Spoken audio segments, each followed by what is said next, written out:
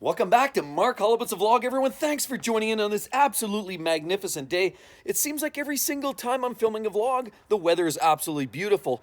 And it rightfully so, because today we're going to talk about one of the topics that's really near and dear to my heart, and it's supercars and why we even drive these cars. Why do you drive a Jag F Type? Why do you drive Lamborghinis or Porsche turbos or Ferraris or McLarens? Why do we drive such ridiculous cars? I mean, how on earth can you possibly justify a two-seater rear-wheel drive or all-wheel drive car with 500, 600, 700 horsepower that can't even be driven in the wintertime? How can that possibly be justified? Because our passion and our soul justifies it. And not only is that the case, a lot of cars actually resonate with us in other ways. It's not just saying, hey, midlife crisis, I want to get that convertible Corvette, or I want to drive something fun and sporty because I never had the opportunity, but now I have the money. It's not just about that. There's other reasons, and a lot of that has to do with what's going on here and how you make that connection to some of these ridiculous cars. We all have experiences that somehow we draw back. I mean, it's the same thing as hearing your favorite song. Sometimes you're driving down the road and you're listening to the radio, and that old classic song comes on the radio, and it tweaks you. Maybe it tweaks you from an experience you had as a child, or maybe a moment you had with your grandparents, or some event in your life. It tweaks it. Maybe good, maybe bad, but at the end of the day, music tweaks us. And sometimes seeing that favorite car from way back in the day tweaks us as well. And I'll find quite often a lot of the cars I drive, whether it's the F-Type or whether it's a Lamborghini, has some sort of root to it. There's some reasoning that's sort of brought me to the place where I decided to buy that car. It's usually not, okay, I've got some money in my pocket, now where I'm going to go spend it. Usually there's a reason, there's a motivation, a driver for me to actually buy that car. I'm going to give you a classic example. The old Lamborghini Countach, I've expressed this story many times. It was way back 2 years ago with my dad. We were in International Stereo. We were looking around for a new stereo for his car, and we noticed that red Lamborghini Countach up on the poster with Alpine.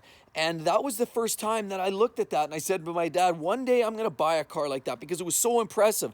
Then we saw that same car, or a white version of it, on Cannonball Run, and that also tweaked me. So that sort of lives in my memory banks and motivates me to drive those kind of cars. And so here's a couple of classic case studies. I'll show you. Here we have the F-Type R. There's no secret. A lot of you guys are following the channel because of that car. It is absolutely magnificent. But I was actually motivated by watching that car on Top Gear when Jeremy Clarkson repeated and talked about being a giant piece of smiling meat in the middle and all this other good jazz. And the car and the sounds and the animal ferocity that comes out of this car definitely made me have to want that. Same thing over here. We have the E60 M5. And you remember that video on Top Gear where Jeremy was driving around and he basically said for the first 10 minutes how bad the car was. The transmission was crap.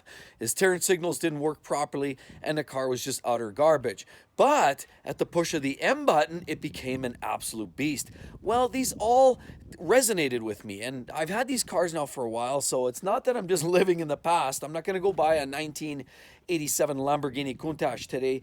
Well, for two reasons. Number one, most of them are around $1 million. And number two, you know, it's just not really the car that I'm looking for right now. They say never meet your heroes. And that's, you know what, that's not necessarily the truth. I've met the Lamborghini Countach actually at my mechanic Ed's place. He had a nice red one there a couple of years back. And if you've seen some of my videos, you've noticed that I actually had a chance to really experience that car up close and personal. And absolutely, that is the car from the Alpine poster that really brings it home for me.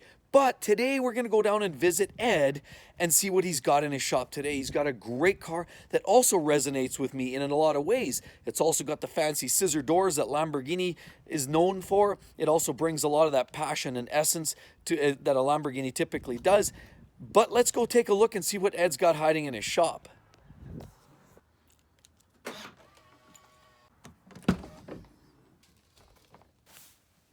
So we're at Ed's shop here, my favorite mechanic, certainly the best in Alberta for exotic cars. But let's take a look at what he's got in his shop here. Hey Ed, how you doing? Not bad, you? Good, not too bad. Coming to see what you got here for special toys. Well, we got a 91 Diablo, transmission issues, grinds in the second, grinds in the third, grinds all the time. Just a grinder. We'll call it the grinder. Yeah. Nice. Then 308. Yep. It's got a lot of oil leaks, timing belts, and head gasket. Needs a little work. Yeah. It's the 308, and that's the Magnum Ferrari, right? And what do we have there? 3-liter V8. What do they have? Like 225? Something like maybe that. 225 to 250 horsepower in there. But it's a very light car. It doesn't weigh anything, right? Yeah. Yeah, they're not going to knock your socks off, but you know what? They were a great car. They sound amazing, and nothing like a V8 Ferrari or a V12 Ferrari for sounds. I mean, absolutely beautiful. Yeah. But there it is. That's essentially what you're looking at here. What do you call that? Transversely mounted or what? Yep. So the engine sitting sideways, not your typical North American V running down the middle with 4 cylinders either side. You've got them kind of side to side. And this configuration, Ferrari red. You know, this one's got the black interior. I like the tan interior. Red on tan is the ultimate in Ferrari, but this is still a beautiful, beautiful spec. Obviously with the Ferrari red. Targa being the GTS, and the GTB is the coupe. Yeah. I think the coupe is the GTB, right? So that's I think so. The hard top, just smoothed over. But I think in the 308, you need to have this removable roof. It definitely, speaks for it. Yeah, it's a lot of fun. And it's quite amazing how low these are. Like, if you look at your knee height, these cars are actually quite low to the ground. And they may don't look like it, but it's still a relatively small car. Very, very nice. They're a lot of fun, They don't weigh anything. Yeah. They corner pretty good. Yeah, you betcha. But it's old school. It's not a McLaren 720. No. or a 488 Pista. No, but it's not the price either. Yeah, that's true. So here's the 308 GTS. Love these cars. I used to love them way back in the day. Do you remember Magnum PI? Yeah, this is essentially what we're talking about here. I was actually looking at buying one of these a few years back, and it's a pretty cool car. Definitely dated, but you know what? It's that vintage appeal. It smells kind of like a Gucci purse or wallet. But here, let's take a look around what a GTS looks like inside. Obviously, some really kind of old school door panels here, and obviously all hand built, very, very nice. But it's authentic. It's handmade, and hey, look at this. Even the little driver pod. You've got the leather stitching here, almost like a high quality. Again, a bag. These are all stitched by Guido and his cousin, and then of course. You'll notice, look at the gauges in there. Absolutely very, very bare bones, but to the point. They actually do what they're meant to do and just give the driver the feedback that they need. Oh, the driver. I love the steering wheel. Look, Ferrari. But you'll notice the steering wheel is kind of an awkward angle. It's sort of leaned forward a little bit. So it's a little bit of a different getting used to, but that's just how they were back then. And you know what? Look at this. This is still the same style of vents that you use in the Lamborghini Gallardos, of today. So a lot of this hasn't changed that much. And there we've got a GTS. And again, just an overall very vintage feel to it. There's your old school seats. Oh, I love that for sure. But you know what? They hold up very, very well. They're extremely strong and robust, and they wear very well. And then you have the Ferrari, the vintage controls. Look at the heater controls, these sliders. You feel like you're in an airplane here. And of course, gated shifter. They don't make them like this anymore. This is really what it's all about. A Ferrari and a gated shifter. And to be honest, even the Lamborghinis with the gated shifter are a thing of beauty. I really, really wish I could find a gated Mercy somewhere. And that's certainly been on my hit list as well. But here, let's give this thing a start. And then looking down there at the pedals, you got literally no room here. I mean, you call this like a footrest, but you can barely keep your foot over there. You're trying to operate the clutch, it's almost kind of going to grab you there. So very, very tight pedal cluster in there for sure. Old school Ferrari, not made for comfort. No, it's a beautiful car. And then what do we have over here? This one here is actually what I came to see. And when I spoke about the Lamborghinis having, or some of these cars speaking to you, this one here speaks to me from that movie Dumb and Dumber. I don't know, Ed, do you remember that movie Dumb and Dumber? Never saw it? Never saw it. Where Jim Carrey and those guys, a couple of clowns, bought that Diablo with some cash that they found, and they stepped out of a car like this. And that's how this car connected for me, was when I first saw this on that movie. That's the car I thought was so cool, so exotic. Essentially replaced the Countach before it, which everybody knows about the Countach. Yeah. What do you think about, Ed, like, honestly, when these cars are running well, this versus a Countach, what's a better driver? They're the same. Yeah? Same car. They both feel very kind of vintage. Yeah, and they're both the same car. Just different shell a bit, but basically same car.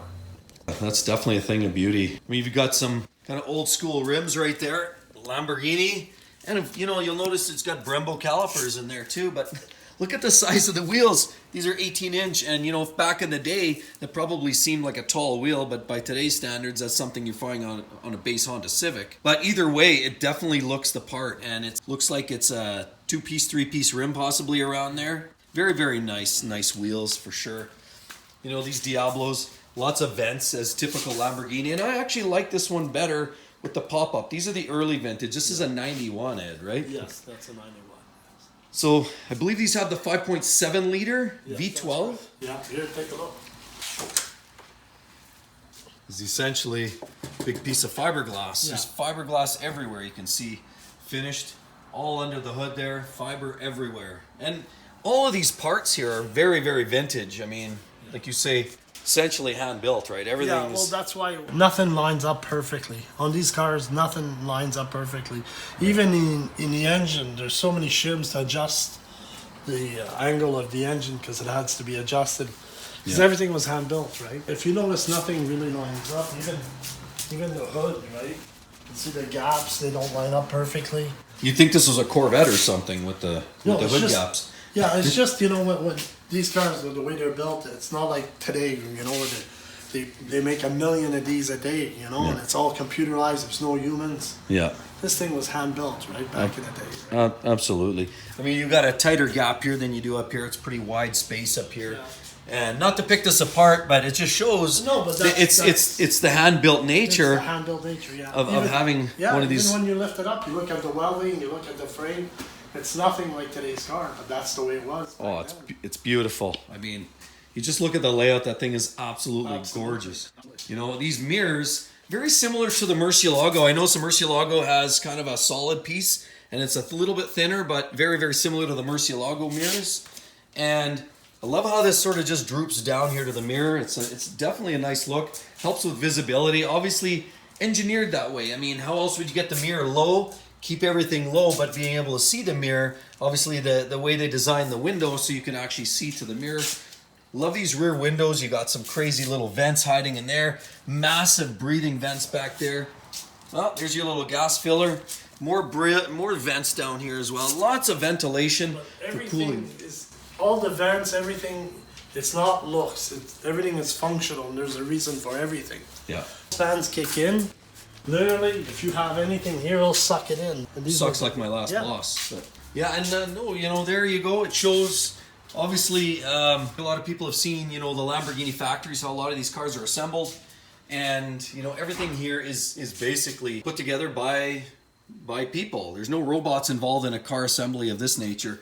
You know, we even show the firing order there as well. That's beautiful. Look at all the space underneath. There's a lot of void around, but nonetheless, it was really not much more than a kit car, really, back in the day. Look at even the taillights. It definitely has sort of a, you know, almost like they fit a tractor-style taillights in there. And no offense, because it's beautiful. The simplicity is what I love about these cars. Beautiful, yeah. And then, of course, you've got this rear tray here, and, you know, to allow the airflow to come up underneath here. And look at, you've got the quad exhaust tips down here. Beautiful. You don't make them like that anymore, for sure. No, that's an absolute beautiful car. And I like these earlier ones better just because the later ones came with the clear headlights. And they came with the better engine, sure, 6-liter V12, and then they went up from there. But these earlier ones, even though I'm not a huge fan necessarily of pop-up headlights, they suit this car. And I found that the Nissan headlights that they used in the later models just, I don't know, didn't work for me as much. I love the looks of this. It's just a cleaner finish on the front end of these cars. Probably not as nice at night, but when you're driving around in the daytime, this is a better look than the Nissan 300ZX headlights that they inserted in there because they didn't have their own headlights, so they borrowed them from Nissan. And then you look on the inside of this car, speaker box. Not sure if that's factory or not, but there it is. And, you know, look at these seats. Almost like the Jag F Type seats. Very thin. It's not much more than a skin here. Hard back. And of course, you know, classic leather, you know, all hand stitched. Very, very nicely done. Look at the size of this handbrake here. That thing's a beast. No e-brake, electric e-brake there. Nope. And then you've got your basic cluster here of gauges. Very simple, very basic, but again, to the point, almost like a small aircraft. And right there, it's the infamous gated shifter that you really can't find too often anymore in obviously any supercars. Really, everybody's going with double clutch and whatnot. But lots of great leather finishing in here. Everything's just finely crafted, handmade. An absolute beautiful touch. Obviously right there, you've got Lamborghini. Lots of badging. But it doesn't matter because this car here just makes it pretty obvious what it is. And I don't think there's much guess in what this is. And it's obviously a pretty exotic V12 Lamborghini. Look at the back of this beast. So wide. Oh, listen to that.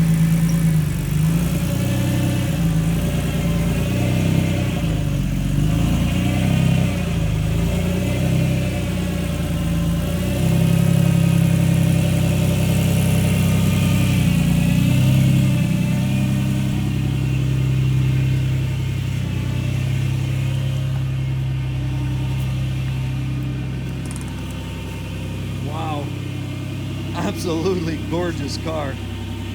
Well, there you go, the Diablo, 1991. 485 horsepower tucked under that hood.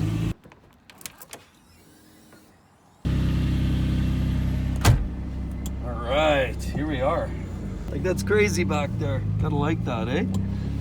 Like driving an airplane out or what? Yeah. Strong arm steering, that's classic for the old Italian V12 cars. You got to be Joe Armstrong for the steering, for the clutch, as well as the shifting, right? Yeah. So what do you think, Ed? Are these attention grabbers or what? Oh God, yeah. I don't think you're going to go incognito in a Diablo. No. You can't sit at a red light and pick your nose, I'll tell you. You'll be all over the internet. Exactly.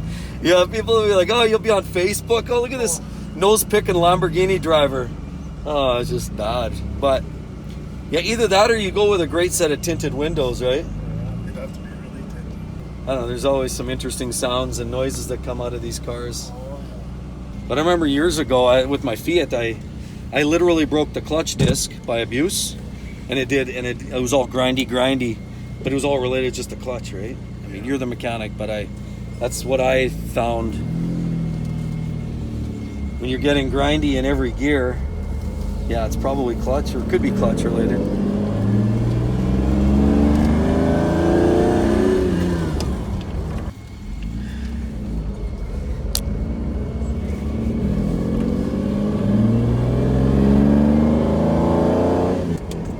Oh yeah, definitely grabs attention for sure, just the sound of it. Wow.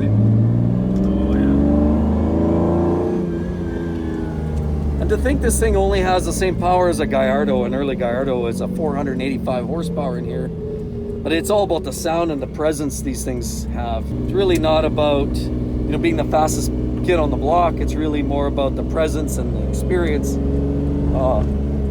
Again, from Dumb and Dumber, you've got to check that movie out. This car really kind of harkens back for me the memories of Dumb and Dumber and that car, which was red, but nonetheless, these things are beautiful. Wow, this really does bring you back to 1991 and what it feels like to be, I guess if you want to say like a rock star, because they're the only people that could afford these back then anyway.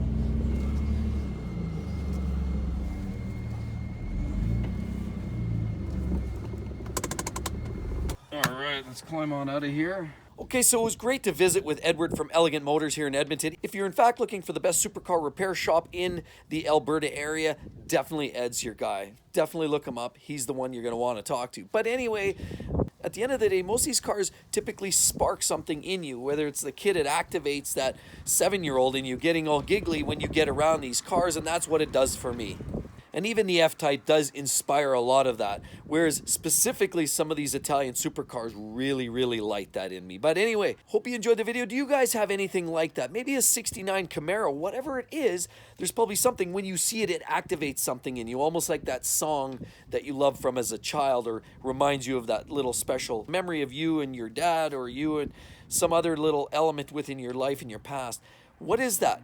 Please drop me a line. I'd love to hear from each and every one of you guys. So really hope you enjoyed the video as well. Don't forget to like and subscribe to the channel. And I really hope to see all of you on the next one. Catch you real soon. Bye-bye.